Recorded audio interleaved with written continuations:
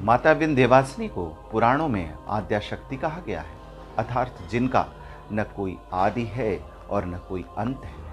माता को विंध्य पर्वत पर निवास करने के कारण ही इन्हें विंध्यवासिनी के नाम से जाना जाता है।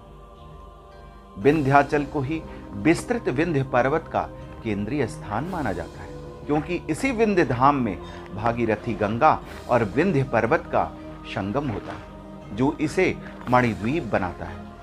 शक्ति का शिव से मिलन भागीरथी गंगा के माध्यम से ही संभव हो पाता है, क्योंकि पतित पावनी गंगा विंध्य धाम से मां विंध्यवासिनी के चरणों की रज को लेकर बाबा विश्वनाथ की नगरी काशी की ओर प्रस्थान करती है, और काशी में गंग द्वार से गंगाधर बाबा विश्वनाथ का जब जलाभिषेक होता है तो ये शक्ति और शिव के मिलन का एक दुर्लभ सुयोग होता है।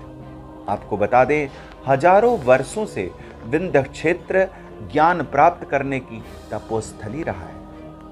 यहीं से मुनि अगस्त्य ने सभ्यता और संस्कृति के प्रचार प्रसार की ज्ञान की यात्रा आरंभ की। यही वह क्षेत्र है जहां सप्त ऋषियों को ज्ञान प्राप्त हुआ। आदिगुरु शंकराचार्य ने भी यहीं पर मां की महान शक्ति का अनुभव प्राप्त किया और कहा, किसी भी साधक की साधना तब तक अधूरी मानी जाएगी जब तक वह विंध्य धाम में आकर मां के चरण रज को प्राप्त नहीं कर लेता। शाक्त मतावलंबियों ने भारतवर्ष में जिस बृहत् त्रिकोण की परिकल्पना की है, उसके केंद्र में मां विंध्यवासिनी ही है। इस बृहत् त्रिकोण के एक कोण पर माता विंध्यवासिनी विराजती है, तो दूसरे कोण पर जम्मू की वैष्णवी माता विराजती हैं, तथा तीसरे कोण पर कामरूप कामाख्या की देवी विराजती है।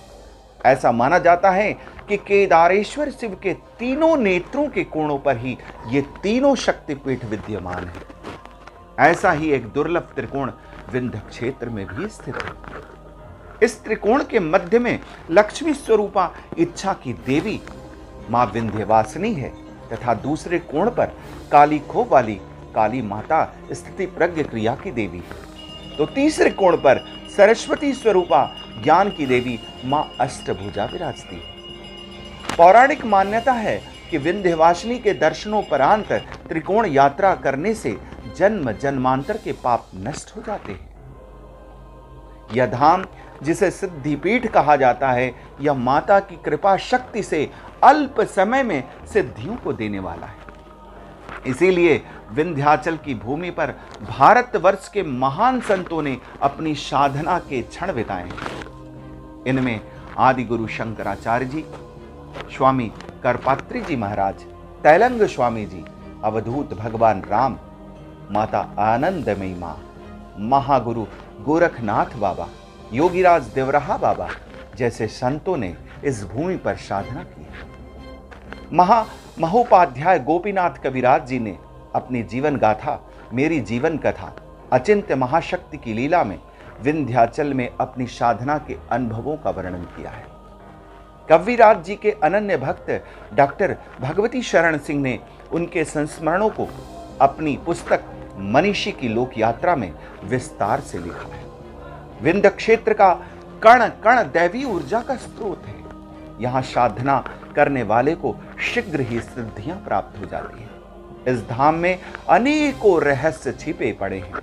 जब कोई साधक तन्मय होकर भगवती की आराधना करता है, तब माता की कृपा से इन रहस्यों पर से पर्दा अपने आप हटता चला जाता है, और इन रहस्यों को देख भक्त को स्वर्ग की आनंद अनुभूति होती है।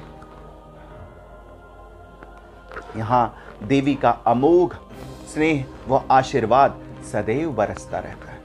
तो ये थी विंध्य धाम से जुड़ी कुछ विशेष जानकारी।